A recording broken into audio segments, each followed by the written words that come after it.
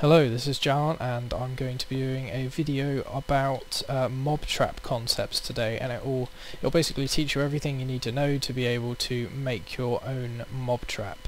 And that's like the ways, well, I'm going to be splitting it up into three sections really, and each one is going to have little subsections perhaps as well, but I'm hoping to keep the video under 10 minutes. I don't know whether I'll actually achieve that. Anyway, so the first section is going to be how you can actually kill the mobs. The second section is going to be water streams carrying items and mobs, because there are some differences that you need to take into consideration.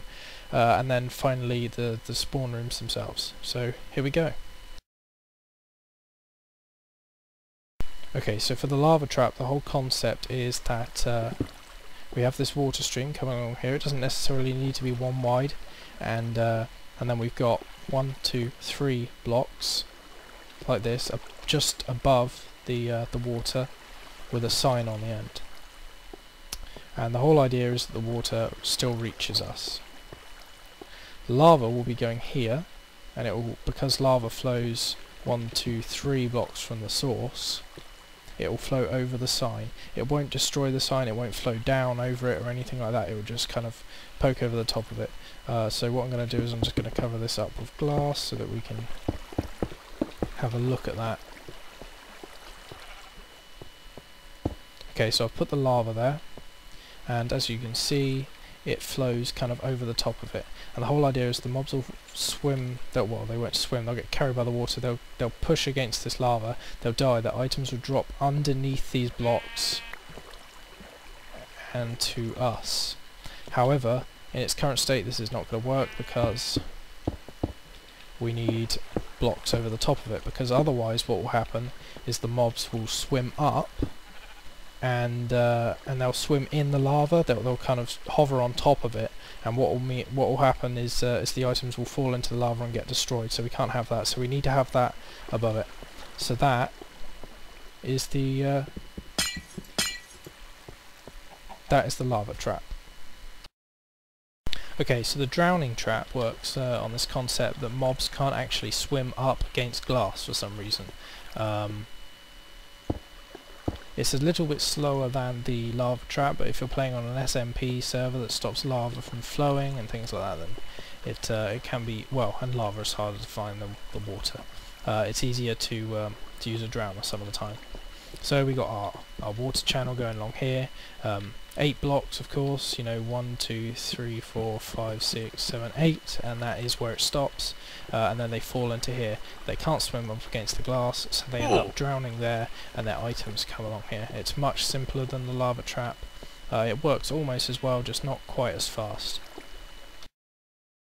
The cactus trap is used for killing spiders, and you know, you'd have either a 2 or a 3 wide area for the spiders to go down, because they're too wide, so they can't go down a 1 wide channel, and they won't be able to fall down this 1 wide hole where the other mobs would go down and get killed by a drowner or a lava trap. So they just constantly get pushed against this cactus until they die, and they drop their string either down the hole or into the water, which will push it down the hole.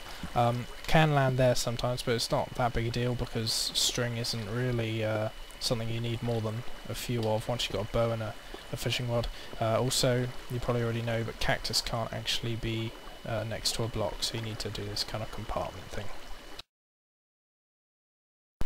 Okay, for water flows, there's a few things that you should know. You may already know a few of them. This is the infinite stream. You can just keep on taking water from it, and it never runs out. It's very useful unless you're using inventory hacks, like I am for this video.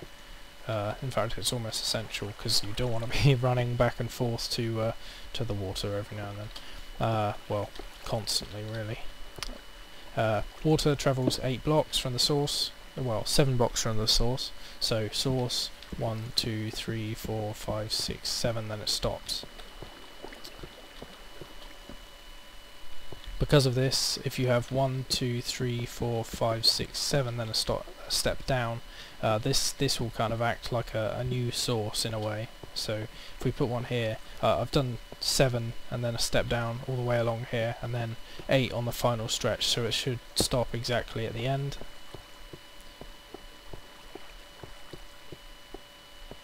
Okay, there you go. And this, if you're doing like a stream like this in your trap to carry mobs, not the items they drop, then